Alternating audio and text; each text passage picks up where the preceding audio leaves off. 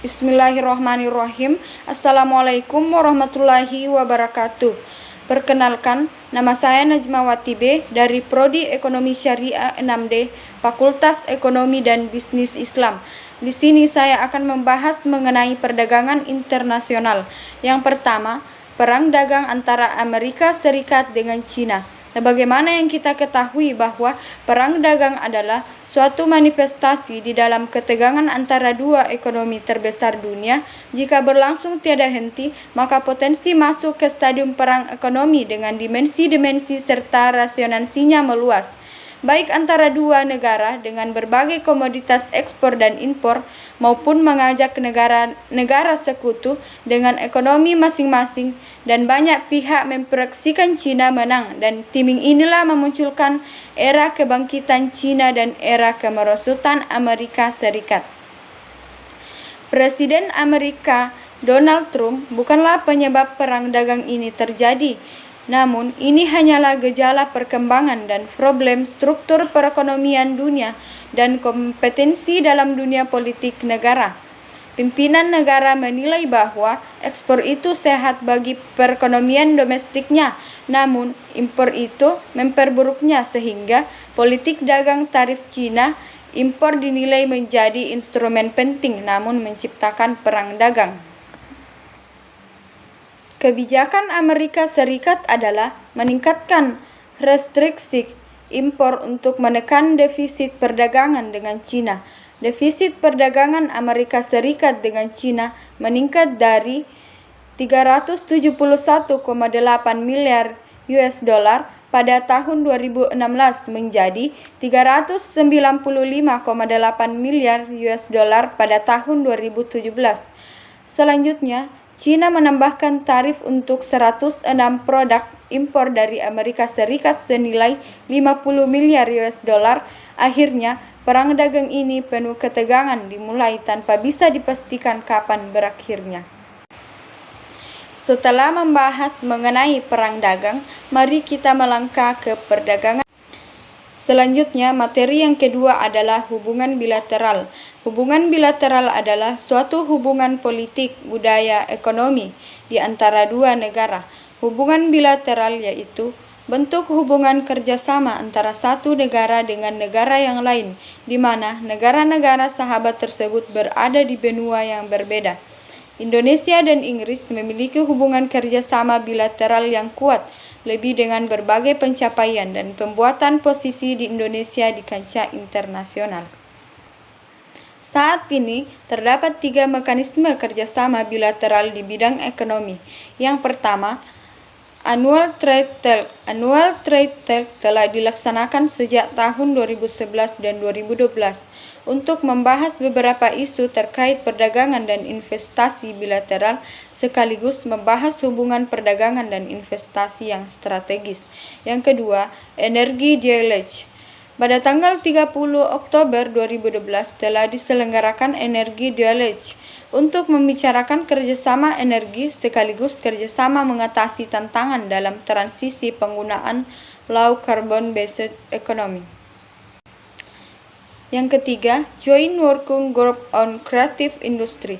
Joint Working Group on Creative Industry pertama pada tanggal 21 Februari 2013 menyepakati 5 sektor sebagai fokus kerjasama pada tahap awal.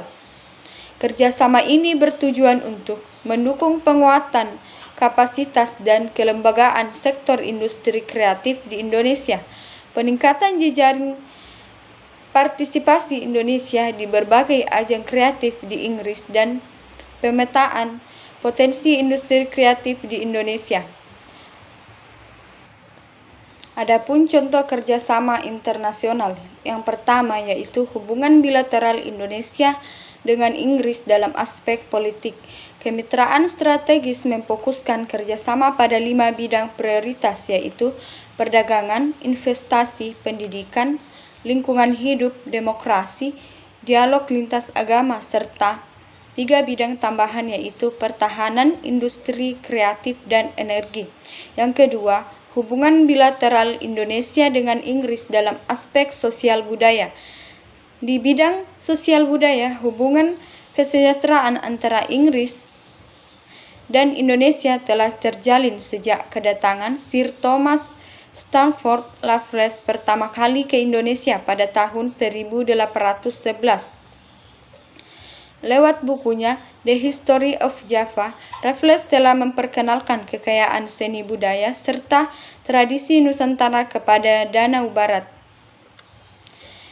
Masyarakat Inggris sendiri sudah cukup mengenal seni budaya tradisional Indonesia, antara lain musik gamelan yang telah menjadi mata pelajaran elektif dari kurikulum Inggris untuk sekolah tinggi, menengah, dan meningkatkan jumlah kelompok seniman tradisional. Kekayaan musik, kesenian, dan kebudayaan Indonesia telah menjadi salah satu modal utama dalam penguatan hubungan bilateral kedua negara. Yang ketiga, hubungan bilateral Indonesia dengan Inggris dalam aspek hubungan bilateral masa depan Inggris dan Indonesia. Kerjasama ini dimaksudkan untuk membangun hubungan bilateral Indonesia dengan Inggris dalam sektor ekonomi di masa mendatang. Delegasi ini berasal dari berbagai sektor industri seperti energi, minyak, gas alam, makanan, minuman, pendidikan, kesehatan, otomotif, dan dirgantara. Sebagai dua negara demokrasi, dua negara yang memiliki kepedulian terhadap lingkungan hidup, dan dua negara yang memiliki potensi menjadi salah satu ekonomi terbesar di dunia, kemitraan kedua negara harus didesain. Hal ini untuk memastikan kalau hubungan kedua negara dapat memberikan kontribusi yang besar bagi kesejahteraan rakyat kedua negara dan memberikan kontribusi bagi keamanan, perdamaian, dan kemakmuran dunia. Materi yang ketiga yaitu ekspor, impor, dan politik dumping. Ekspor-impor sangat penting bagi suatu negara dan berkaitan erat dengan kegiatan ekonomi negara. Secara singkat, ekspor adalah kegiatan menjual barang ke luar negeri, sedangkan impor adalah membeli barang dari luar negeri sesuai ketentuan dan peraturan yang berlaku. Sedangkan politik dumping adalah kegiatan yang digunakan untuk menjual produk ke luar negeri dengan harga yang lebih murah. Sebenarnya politik ini adalah strategi pemasaran yang dipakai dalam perdagangan antar negara. Pengertian dumping dalam konteks hukum perdagangan internasional adalah suatu bentuk diskriminasi harga internasional yang dilakukan oleh sebuah perusahaan atau negara pengekspor yang menjual barangnya dengan harga lebih rendah di pasar luar negeri dibandingkan di pasar dalam negeri sendiri, dengan tujuan untuk memperoleh keuntungan atas produk ekspor tersebut. Contoh kasus politik dumping di Indonesia, yaitu tuduhan praktek dumping yang dilakukan oleh Indonesia pada sengketa anti-dumping produk kertas dengan Korea Selatan. Indonesia sebagai negara yang melakukan perdagangan internasional, juga anggota dari WTO, pernah mengalami tuduhan praktek dumping pada produk kertas yang diekspor ke Korea Selatan. Produk kertas Indonesia dikenai tuduhan dumping mencapai 16 jenis produk. Untuk menangani masalah ini, dumping dan imbalan pemerintah dalam hal ini, Menteri Perindustrian dan Perdagangan membentuk Komite Anti-Dumping atau KADI yang beranggotakan unsur Deperindak, DPQ, dan departemen antara lembaga non-departemen terkait lainnya. Materi yang keempat yaitu perdagangan internasional. Sebagaimana yang kita ketahui bahwa perdagangan internasional adalah kegiatan ekspor dan impor antar negara. Untuk melaksanakan perdagangan internasional yang sifatnya global atau luas, maka diperlukan suatu kebijakan agar dalam pelaksanaan perdagangan internasional ini tidak menemui kerancuan atau sesuai dengan kesepakatan antar pihak yang terlibat di dalamnya. Nah, untuk lebih jelasnya, mari simak penjelasan di bawah ini. Yang pertama, kebijakan politik proteksi. Kebijakan politik proteksi merupakan perlindungan dalam perdagangan atau industri, tujuannya untuk melindungi industri dalam negeri dari persaingan barang impor. Adapun motif dari kebijakan politik proteksi ini yaitu yang pertama, mengatasi masalah deflasi dan pengangguran. mendorong perkembangan industri baru, dan lain-lain. Yang kedua, perdagangan bebas. Perdagangan bebas adalah kebijakan dalam perdagangan internasional untuk menghilangkan hambatan-hambatan dalam perdagangan internasional. Adapun motif dari perdagangan bebas ini karena melihat dari dampak yang diberikan kepada suatu negara. Yang pertama, memenuhi kebutuhan suatu negara. Yang kedua, meningkatkan kualitas produk. Yang ketiga, memperluas lapangan kerja, dan lain-lain. Adapun yang ketiga yaitu kebijakan politik dumping. Kebijakan politik dumping merupakan ditetapkannya harga ekspor suatu barang yang lebih rendah daripada harga jual produk yang sama di dalam negerinya atau nilai normal yang bertujuan sebagai peningkatan pangsa pasar. Motif dilakukannya politik dumping ini mengarah pada politik untuk meraih keuntungan yang sebesar-besarnya dengan cara mendiskriminasi harga, yakni dengan cara menjual atau melakukan ekspor produk ke negara lain dengan menetapkan harga yang murah atau lebih rendah daripada harga yang dijual pada negara pengekspor atau negara lainnya. Materi yang kelima yaitu IMF, World Bank, APEC, ASEAN, Uni Eropa, dan pengaruhnya terhadap perdagangan Indonesia.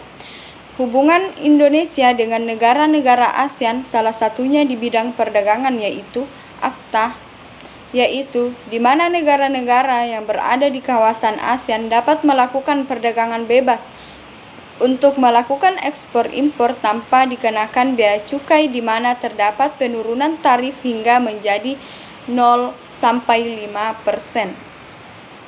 Dalam hubungan Indonesia dan ASEAN mengenai AFTA bersama negara-negara besar dunia seperti China, Korea, India, Australia, dan Jepang. Seperti yang kita ketahui bahwasanya yang dimaksud perdagangan bebas adalah proses masuknya barang ke wilayah suatu negara yang telah melakukan kesepakatan perdagangan bebas tanpa dikenakan biaya masuk, pajak, biaya tambahan yang dulu dikenakan sebelum adanya kesepakatan perdagangan bebas.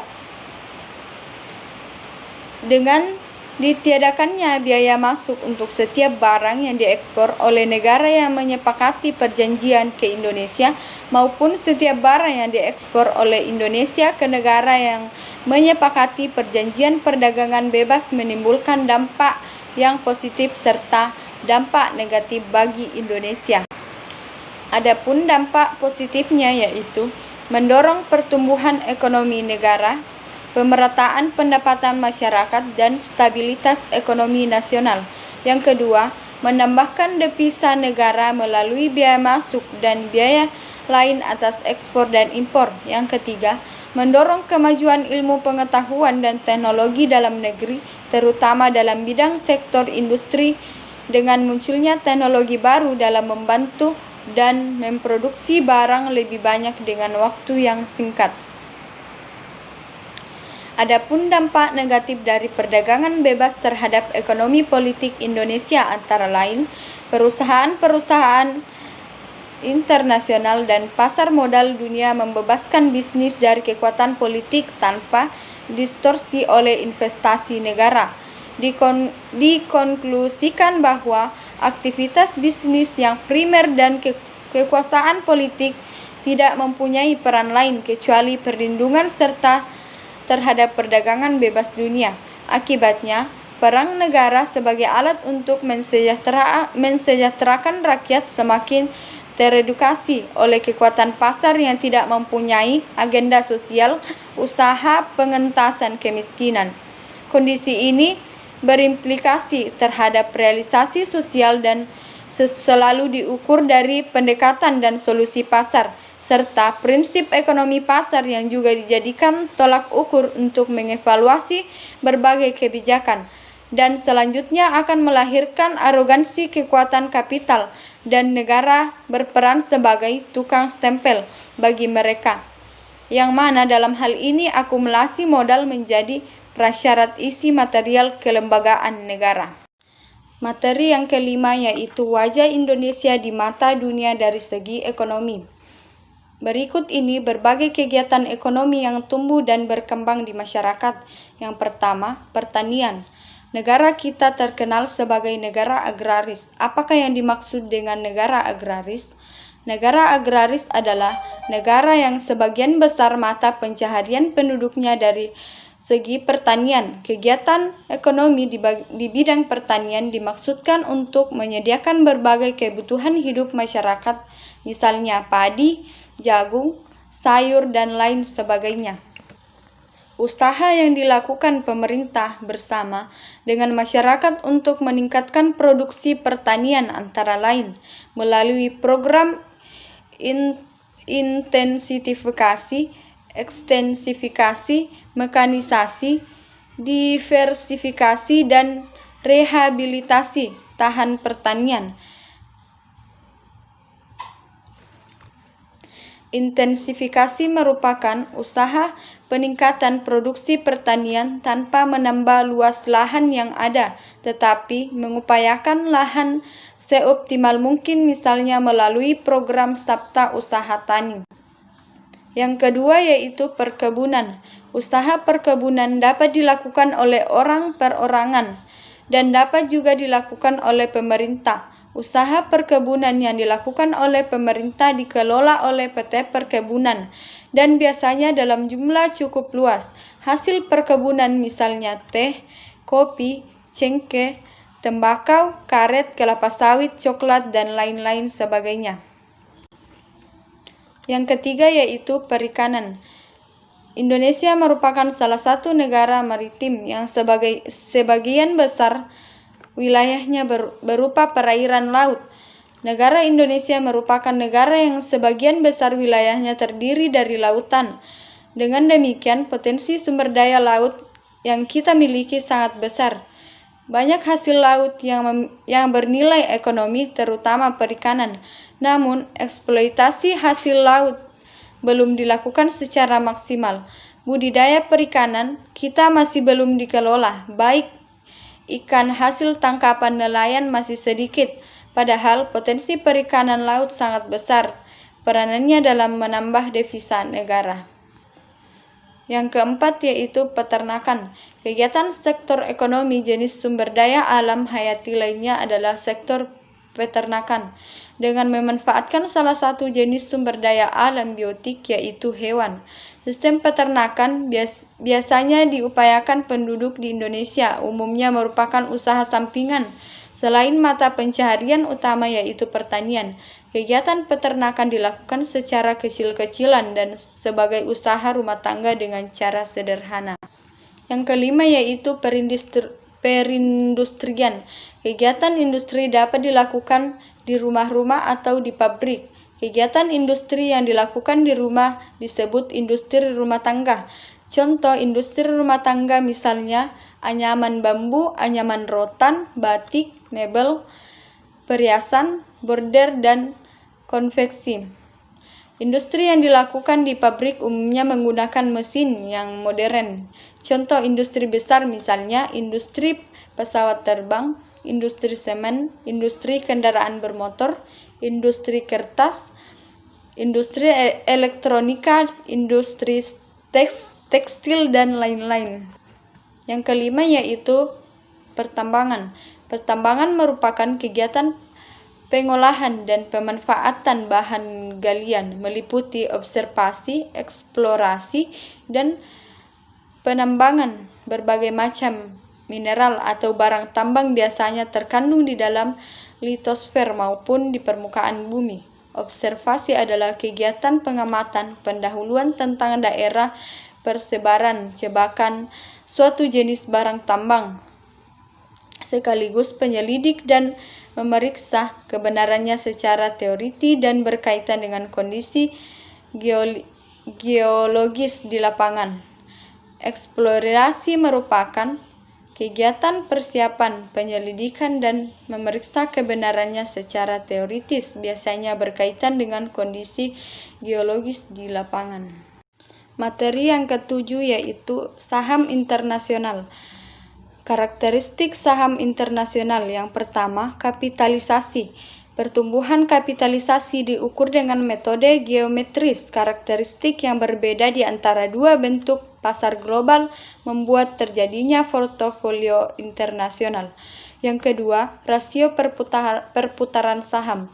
Pentingnya likuiditas saham dan diukur dengan rasio perputaran, yaitu rasio antara nilai transaksi selama periode tertentu dengan nilai kapitalisasi pasar pada akhir periode.